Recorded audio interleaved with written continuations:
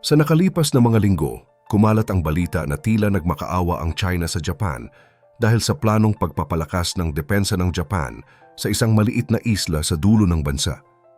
Para sa karamihan, nakakagulat ito dahil kilala ang China bilang isang malakas at makapangyarihang bansa sa Asia na bihirang humingi ng tulong o makiusap sa ibang bansa. Ngayon, bigla silang parang natakot at humingi ng pakiusap sa Japan upang itigil ang paglalagay ng mga missile sa Yonaguni Island. Ang katanungan ngayon ay, ano nga ba ang dahilan ng ganitong pangamba ng China at bakit ganito na ang sitwasyon? Pero bago po ang lahat, baka pwedeng palike ang video na ito dahil napakalaking bagay na ito sa aming content creators. Maraming salamat po. Ang Yonaguni Island ay maliit at medyo malayo sa pangunahing pulo ng Japan.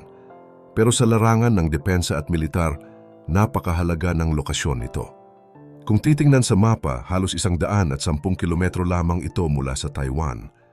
Dahil sobrang lapit ng isla sa Taiwan, hindi ito pwedeng balewalain lang pagdating sa mga estratehikong plano. Ngayon, nilalagyan na ng Japan ng mga advanced na missile system at electronic warfare units ang Yonaguni. Ang mga sistemang ito ay kayang abutin hindi lamang ang Taiwan kundi pati rin ang ilang bahagi ng mainland China. Kung simpleng paliwanag lang, kapag nailagay ang mga missile na ito sa isla, makokontrol ng Japan ang galaw ng China sa rehiyon at mahihirapan ang China na gumawa ng anumang aksyon laban sa Taiwan. Ito rin ay isang paraan para ipakita na handa ang Japan at ang kanilang kaalyadong Amerika sa anumang banta. Dahil dito, hindi kataka-taka na nag-alala at nagpakita ng takot ang China dahil nakikita nilang maaaring maipit sila sa kanilang sariling plano. Ayon sa mga ulat, humingi na rin ng pakiusap ang China sa Japan na itigil ang pagpapalakas ng Yonaguni Island. Sinabi nila na makakadagdag lang ito sa tensyon sa rehiyon at hindi makakatulong sa kapayapaan. Ngunit kung titignan ng mabuti, ang tunay na dahilan ng pangamba ng China ay ang posibilidad na maharap sila sa isang sitwasyon kung saan hindi nila malayang magagalaw ang kanilang puwersa. Ang galaw ng Japan at Amerika sa Yonaguni ay bahagi ng tinatawag na Anti-Access Area Denial, na sa simpleng salita ay pumipigil sa China na kumilos ng malaya sa rehiyon. Habang umiinit ang sitwasyon sa Hilaga at Hilagang Silangan ng Asya, ramdam din ang epekto nito sa Southeast Asia. Nakatingin ang China sa West Philippine Sea at nagiging mas agresibo na nakakaapekto sa mga kaalyado ng Amerika, kabilang ang Pilipinas. Sa kabila nito, may mga bansa rin na nagpapakita ng lakas at suporta tulad ng Pilipinas, India at France, na nagpakita ng pagkakaisa sa pamamagitan ng mga military exercise at deklarasyon ng suporta. Sa ganitong paraan, malinaw na hindi na nag-iisa ang China at may mga bansa pa na handang tumindig para hadlangan ang anumang banta. Dahil sa sitwasyong ito, humingi rin ng tulong ang China sa France. Layunin nila na gamitin ang impluensya ng France upang kumbinsihin ang Japan at ang mga NATO allies na huwag ipagpatuloy ang deployment ng missile.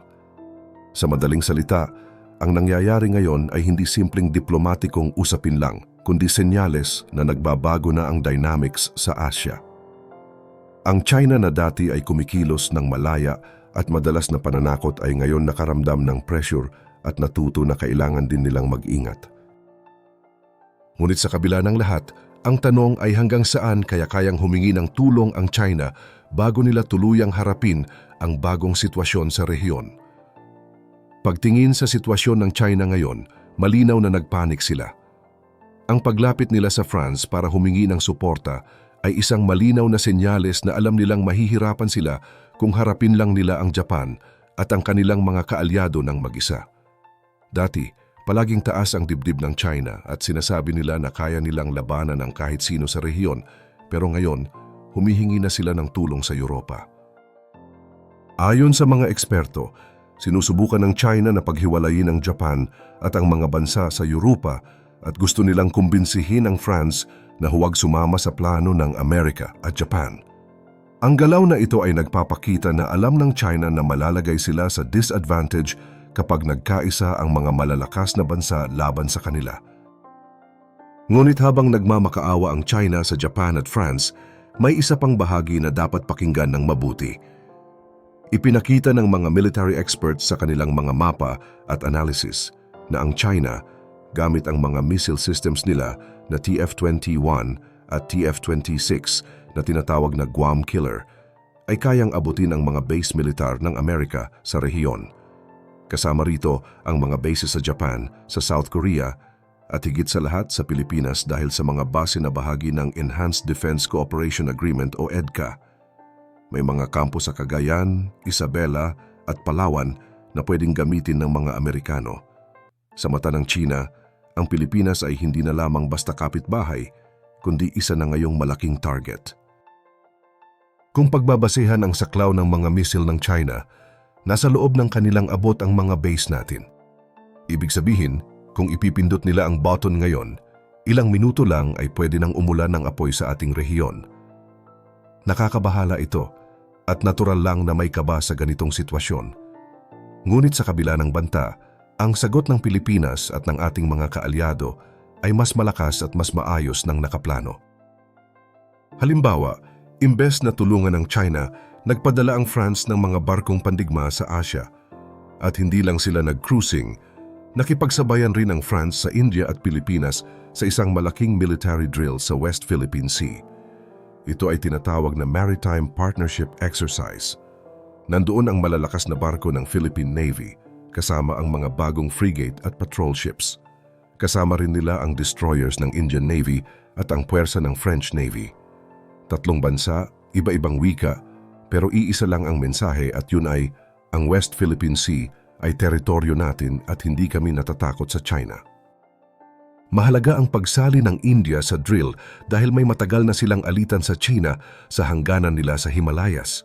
Nagkaroon na ng labanan noon, kaya ang paglahok ng India sa West Philippine Sea exercise ay isang malinaw na babala sa China. Ipinapakita nito na napapalikuran na sila at hindi na nila makokontrol ang galaw ng mga bansa sa rehiyon.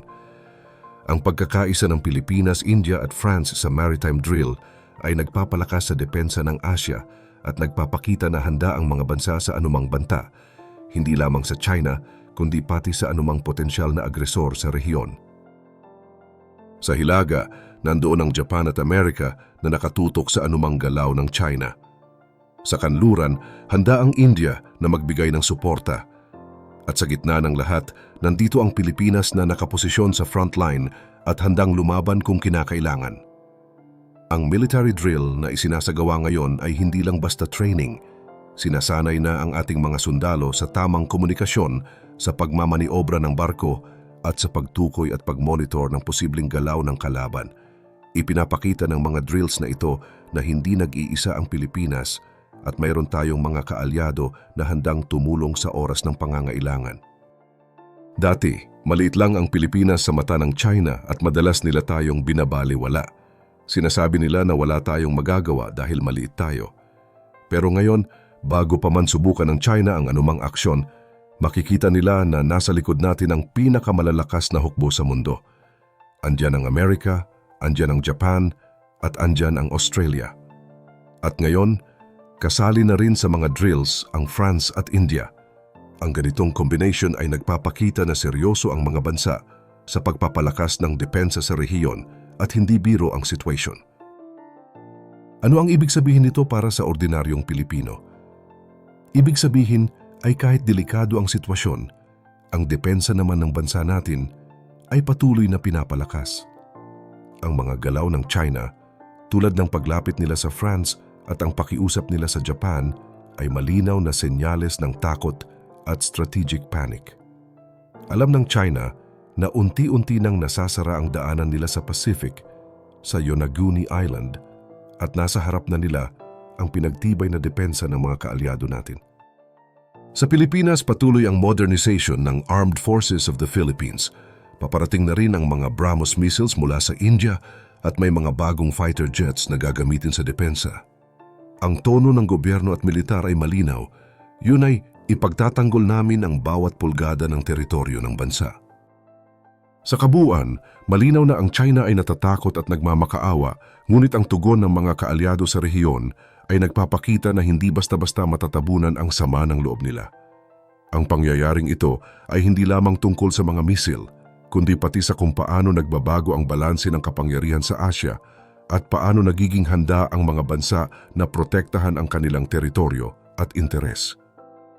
Ngayon isipin mo, kung ikaw ay nasa sitwasyon ng Pilipinas, paano mo maipapakita na handa ka at hindi basta-basta susuko sa anumang hamon? Ano ang mga hakbang na pwede mong gawin para protektahan ang iyong sarili at ang mga mahal mo sa buhay? Ibahagi mo naman ang sagot mo sa ibaba at huwag kalimutang mag-like at subscribe para sa mas marami pang updates gaya nito.